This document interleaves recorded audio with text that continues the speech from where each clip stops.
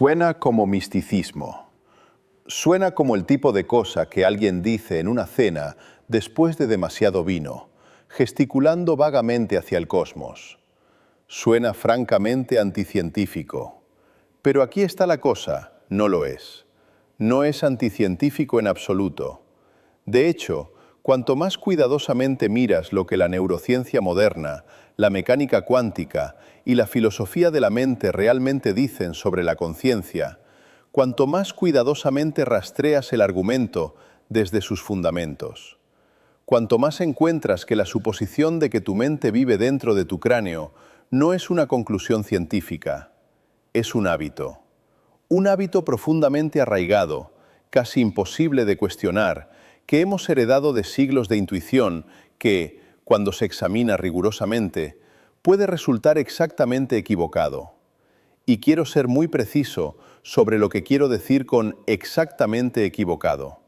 Porque hay dos formas de estar equivocado sobre dónde está tu mente. La primera forma, la forma mística, la forma que no estoy argumentando, es decir, que tu mente está en algún otro lugar, en tu corazón tal vez, o en algún reino etéreo más allá de lo físico.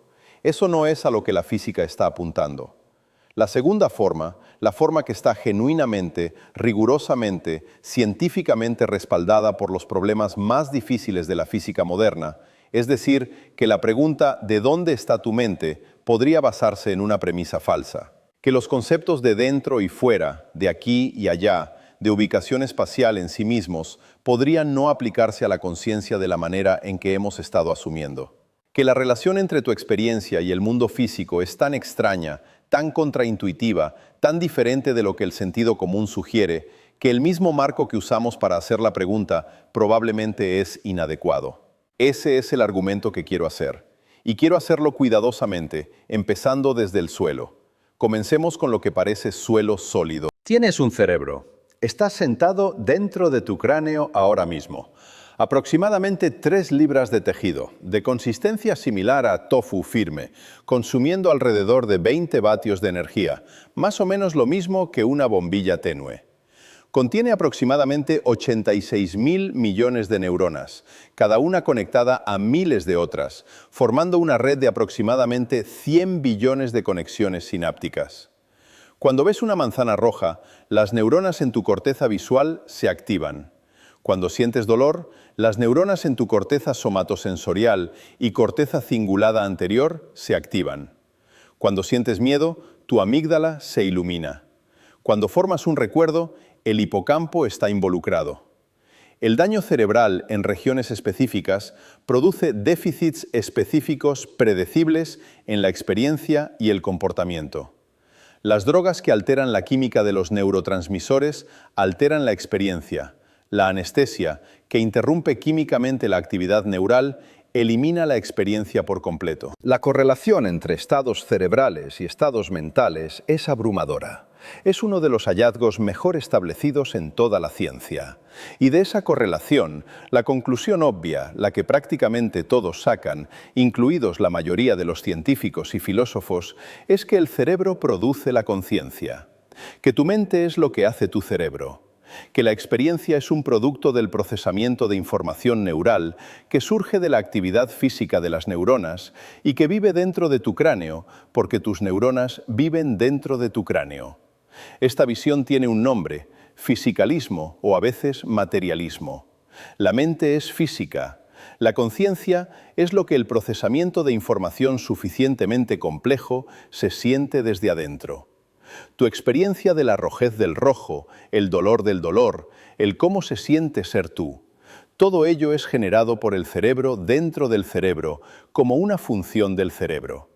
Es limpio, es intuitivo, se ajusta a la evidencia aparentemente. Y choca de frente con un problema tan profundo, tan obstinadamente resistente a la solución, que el filósofo David Chalmers le dio un nombre que ha quedado: el problema difícil de la conciencia. Y el problema difícil, cuando realmente entiendes lo que está diciendo, hace algo notable. No solo desafía el fisicalismo, desafía la misma noción de que la experiencia es el tipo de cosa que podría incluso en principio ser explicada señalando procesos físicos dentro de un cráneo. Permíteme explicar el problema difícil cuidadosamente, porque casi siempre se caracteriza mal. Los problemas fáciles de la conciencia, término de Chalmers, no mío, y él es el primero en admitir que no son realmente fáciles, son preguntas sobre las funciones de la conciencia. ¿Cómo integra el cerebro información de diferentes fuentes sensoriales? ¿Cómo regula la atención? ¿Cómo produce comportamiento en respuesta a la experiencia? ¿Cómo forma recuerdos y los usa para guiar acciones futuras? Estos son problemas difíciles en el sentido científico ordinario. Requieren un esfuerzo e ingenio enormes para investigar, pero son tratables. En principio, con suficiente neurociencia y suficiente computación, podrías imaginar explicarlos. Terminarías con un relato muy detallado de cómo el cerebro procesa información. El problema difícil es diferente. El problema difícil pregunta: ¿por qué hay algo que se siente como ser tú? ¿Por qué, cuando fotones de cierta longitud de onda golpean tu retina y desencadenan una cascada de actividad neural, hay una experiencia subjetiva de rojez?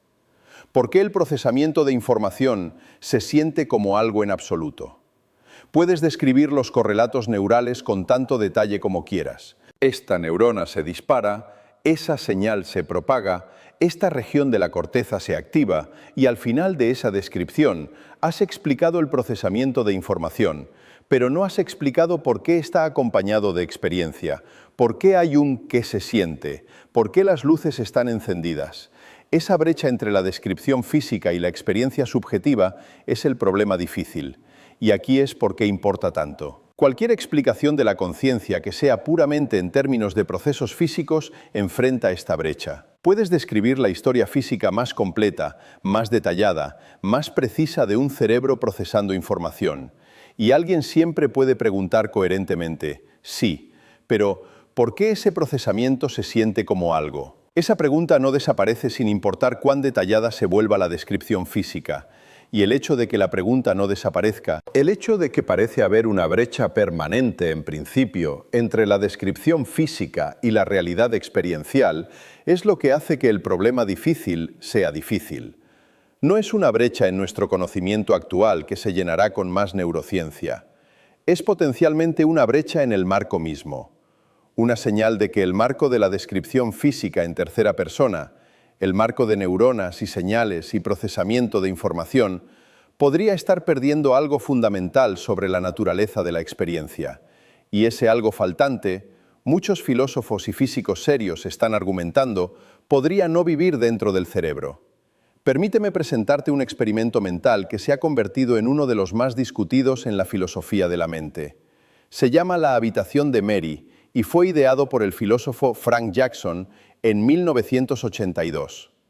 Quiero recorrerlo cuidadosamente porque captura algo importante sobre la relación entre el conocimiento físico y la experiencia. Mary es una brillante científica que vive en una habitación completamente en blanco y negro. Nunca ha visto color, no porque sea daltónica, sino porque todo su entorno es en blanco y negro. Su comida es en blanco y negro. Sus pantallas son en blanco y negro. Su ropa es en blanco y negro. Pero Mary es una neurocientífica de talento extraordinario y ha pasado toda su vida estudiando la ciencia de la visión del color. Ella sabe todo lo que hay que saber físicamente sobre el color. Sabe qué longitudes de onda de luz estimulan qué células cónicas en la retina. Sabe exactamente qué vías neurales se activan cuando alguien ve rojo. Sabe el correlato neural completo de cada experiencia de color. Sabe todos los hechos funcionales sobre la percepción del color que cualquier teoría física podría entregar jamás. Ahora, un día, Mary sale de la habitación. Por primera vez, ve una manzana roja. ¿Aprende algo nuevo? El argumento de Jackson, y lo encuentro convincente, aunque ha sido contestado, es sí. Ella aprende qué se siente ver rojo. Adquiere conocimiento que ninguna cantidad de información física, por completa que sea, podría haberle dado. Aprende algo sobre el carácter cualitativo de la experiencia, lo que los filósofos llaman qualia, que simplemente no era capturable en ninguna descripción física. Si eso es correcto, si Mary aprende algo genuinamente nuevo, entonces los hechos físicos no agotan todos los hechos. Hay hechos sobre la experiencia que están por encima de los hechos físicos. Y si eso es verdad, entonces la conciencia no se explica completamente por nada dentro del cerebro de Mary o del cerebro de nadie, porque el cerebro es un sistema físico y los hechos físicos solos no cuentan toda la historia. Ahora, podrías estar pensando, y esta es una respuesta natural, que Mary no aprende realmente nada nuevo, solo gana una nueva habilidad, la habilidad de reconocer el rojo cuando lo ve. La habilidad de imaginar el rojo, pero no gana nuevo conocimiento, gana nueva competencia. Esta respuesta se llama la hipótesis de la habilidad y es una posición filosófica seria. Pero aquí está el problema. Cuando Mary sale de la habitación, no solo gana la habilidad de reconocer el rojo, tiene una experiencia. Hay algo que se siente para ella al ver rojo por primera vez. Esa experiencia, ese qualia, existe, es real, está sucediendo y preguntar qué es no es una pregunta sobre habilidades, es una pregunta sobre un hecho de la realidad. Y ese hecho, la rojez de su experiencia roja, no está en ninguna de las descripciones físicas que ya poseía. Algo se está dejando fuera. Y lo que se está dejando fuera podría ser lo más importante. Ahora, quiero llevar esto más lejos porque el problema difícil y la habitación de Mary son puntos de partida, no conclusiones. Lo que realmente quiero explorar es lo que la física misma, no la filosofía, no la intuición, sino las matemáticas y resultados experimentales reales de la física moderna podrían estar diciéndonos sobre la relación entre mente y materia. Y aquí es donde las cosas se ponen genuinamente extrañas. Y quiero decir, extraña, en el sentido técnico preciso. Esto es lo que dicen las ecuaciones. La mecánica cuántica es nuestra teoría más fundamental y más exitosa del mundo físico. Describe el comportamiento de la materia y la energía a las escalas más pequeñas, átomos, electrones, fotones, quarks. Sus predicciones han sido confirmadas con una precisión mejor que una parte en 1000 millones. Es, por el estándar de confirmación experimental, la teoría más precisa en la historia de la ciencia. Y en su corazón, la mecánica cuántica tiene un problema que se ha debatido desde la década de 1920 y extraordinariamente aún no se ha resuelto. El problema se llama el problema de la medición. Y va así. En la mecánica cuántica, los sistemas físicos no tienen propiedades definidas hasta que se miden. Un electrón no tiene una posición definida hasta que lo buscas. La polarización de un fotón no es vertical u horizontal hasta que lo mides. Existe en una superposición de ambas posibilidades simultáneamente. El estado cuántico de un sistema descrito matemáticamente por algo llamado la función de onda evoluciona suavemente y determinísticamente, extendiéndose en superposiciones de diferentes posibilidades, siempre y cuando no lo midas. Pero cuando mides, cuando interactúas con el sistema de tal manera que extraes información sobre él, la función de onda aparentemente colapsa. La superposición se resuelve en un solo resultado definido. El electrón está aquí, no allá. El fotón es vertical, no horizontal. ¿Qué causa el colapso? ¿Por qué la medición produce un resultado definido? ¿Por qué el acto de observación parece jugar un papel especial en la física? En la interpretación estándar de Copenhague, la versión del libro de texto, la que se enseña en cursos de física, la respuesta es esencialmente no preguntes. La función de onda es una herramienta de cálculo. Cuando mides, obtienes un resultado con ciertas probabilidades. Eso es la teoría. La pregunta de qué realmente sucede entre mediciones o qué causa el colapso no es una pregunta que la física pueda responder. Pero eso es profundamente insatisfactorio, y muchos físicos se han negado a aceptarlo. Y al explorar por qué la medición parece jugar un papel especial, al tratar de entender qué significan realmente la observación y la medición físicamente, algunos de los pensadores más serios en los fundamentos de la física han llegado a una posibilidad profundamente incómoda, que la conciencia podría jugar un papel fundamental en la física de la medición. Quiero ser cuidadoso aquí porque esta idea ha sido enormemente abusada. Ha sido secuestrada por personas que venden sanación cuántica y pseudociencia basada en la conciencia de toda variedad. Y quiero ser muy claro, lo que estoy a punto de describir no es eso. Es una posición seria, matemáticamente precisa, debatida entre físicos. E incluso si resulta equivocada, es equivocada de una manera interesante e instructiva. El argumento comienza con John von Neumann, uno de los mayores matemáticos del siglo XX. En 1932, von Neumann publicó un tratamiento matemático riguroso de la mecánica cuántica, en el que rastreó el problema de la medición con extraordinario cuidado. Mostró que si intentas dar cuenta del aparato de medición mecánicamente cuántico, tratando el dispositivo de medición como un sistema cuántico sujeto a la ecuación de Schrödinger, entonces el aparato de medición también entra en una superposición. Y si luego das cuenta del cerebro del experimentador, mecánicamente cuántico, el cerebro también entra en una superposición. La superposición no colapsa en ningún lugar en la cadena de causación física. Von Neumann concluyó que la cadena tenía que terminarse en algún lugar, que tenía que haber algo que estuviera fuera de la descripción mecánica cuántica y causara el colapso. Y el único candidato que pudo identificar fue la conciencia misma. El observador consciente en el marco de von Neumann es el punto donde la función de onda colapsa. Y crucialmente, este es el punto que quiero que retengas. La conciencia en esta imagen no puede ser ella misma un sistema físico completamente descrito por la mecánica cuántica, porque si lo fuera, entraría en la superposición junto con todo lo demás. El observador tiene que estar fuera de la cadena de causación física. La mente no puede estar completamente dentro de la física. Ahora, la interpretación de von Neumann ha sido desafiada. La mayoría de los físicos hoy trabajan con interpretaciones de la mecánica cuántica que no requieren que la conciencia juegue un papel fundamental.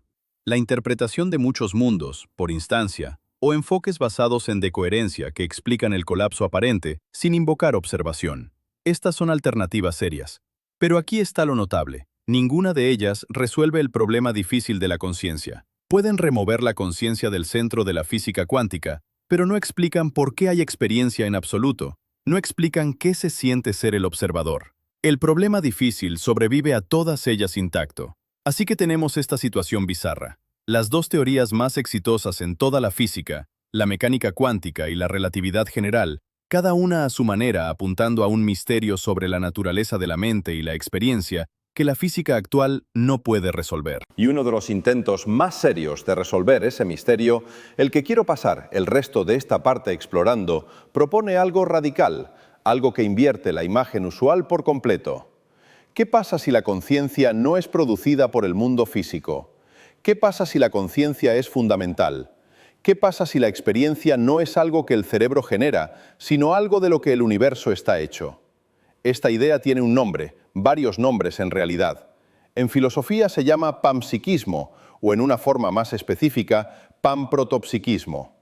En física se discute bajo encabezados como la interpretación de que la conciencia causa el colapso, o la teoría de la información integrada, o en quizá su forma más desarrollada y provocativa, un marco propuesto por el físico Roger Penrose y el anestesiólogo Stuart Hameroff, llamado reducción objetiva orquestada, u ORCH-OR. Y antes de que descartes esto como pensamiento marginal, déjame decirte quién lo toma en serio. Roger Penrose es uno de los físicos matemáticos más respetados vivos. Compartió el Premio Nobel de Física en 2020 por su trabajo en agujeros negros. Él no es un excéntrico. David Chalmers, quien formuló el problema difícil, ha argumentado seriamente a favor del panpsiquismo como la solución más coherente para él. Christoph Koch, durante muchos años el oficial científico jefe del Allen Institute for Brain Science y uno de los investigadores de la conciencia más rigurosos vivos, ha respaldado públicamente la teoría de la información integrada y sus implicaciones panpsiquistas. Philip Goff, un filósofo en la Universidad de Durham, ha escrito un libro serio, cuidadosamente argumentado, El error de Galileo, haciendo el caso para el panpsiquismo. Estas no son personas que no entienden la ciencia. Estas son personas que la entienden profundamente y están siguiendo el argumento donde los lleva. Entonces, ¿cuál es el argumento? La afirmación básica del panpsiquismo es esta. La conciencia, o al menos su precursor más básico. Lo que los filósofos llaman protoconciencia o propiedades fenomenales es una característica fundamental de la realidad no producida por sistemas físicos complejos, no emergiendo de neuronas, no algo que aparece cuando la materia alcanza cierto umbral de complejidad, presente en alguna forma mínima en cada nivel de la realidad física. El electrón no tiene una experiencia subjetiva rica, no tiene pensamientos y sentimientos, pero podría tener alguna versión primitiva infinitesimal de experiencia, alguna propiedad fenomenal mínima, algún fantasma de interioridad. Y a medida que los sistemas físicos se vuelven más complejos, a medida que los átomos se combinan en moléculas, moléculas en células, células en sistemas nerviosos, estas propiedades fenomenales primitivas se combinan e integran en la experiencia rica, compleja, unificada que tú y yo tenemos ahora mismo. Esta visión tiene una historia más larga y más distinguida de lo que la mayoría de la gente sabe. Leibniz propuso algo como eso en el siglo XVII. Whitehead lo desarrolló en un sistema metafísico completo a principios del siglo XX. William James, el padre de la psicología estadounidense, lo tomó en serio. Y hoy, bajo la presión del problema difícil, está experimentando algo como un renacimiento entre académicos serios. Permíteme decirte por qué el problema difícil empuja a pensadores serios hacia el panpsiquismo. Porque creo que la lógica es convincente, incluso si la conclusión es inquietante. El problema difícil establece que hay una brecha entre la descripción física y la experiencia. Los hechos físicos, incluso hechos físicos completos, perfectos, no explican por qué hay algo que se siente como ser un sistema físico. Ahora, básicamente tienes tres opciones cuando enfrentas esta brecha. Opción 1, negar la brecha. Decir que la conciencia es idéntica a procesos físicos y que la brecha aparente es una ilusión. Algo sobre nuestra configuración cognitiva nos hace pensar que hay más en la experiencia que la historia física, pero no lo hay. Esta es una posición que algunos filósofos toman. Se llama fisicalismo tipo B o ilusionismo. Pero requiere que aceptes que tu conocimiento más inmediato